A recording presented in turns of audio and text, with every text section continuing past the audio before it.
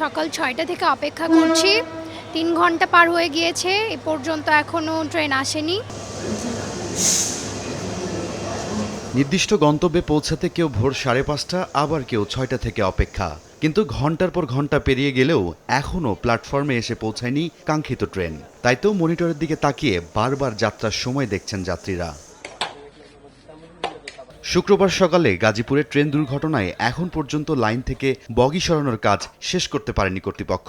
এতে উত্তর পশ্চিমাঞ্চলগামী সবকটি ট্রেনের শিডিউল ভেঙে পড়ে। কাঙ্ক্ষিত ট্রেনের আশায় ঘন্টার পর ঘন্টা স্টেশনে অপেক্ষা আর ভ্যাপসা গরমে নাজেহাল যাত্রীদের অবস্থা। বাচ্চা কাচ্চা নিয়ে অনেক ভোগান্তির মধ্যে আছি। শনিবার ভোর ৬টায় কমলাপুর স্টেশন থেকে রাজশাহীগামী ধূমকেতু এক্সপ্রেস ট্রেনটি ছেড়ে যাওয়ার কথা থাকলেও সকাল ৯টা ১৫ প্ল্যাটফর্ম ছাড়ে। Burimari express, Kishoreganj express, Chilahati express, Cox's Bazar express সহ বেশ কয়েকটি ট্রেন ৩ থেকে ৪ ঘন্টা দেরিতে ছাড়ে।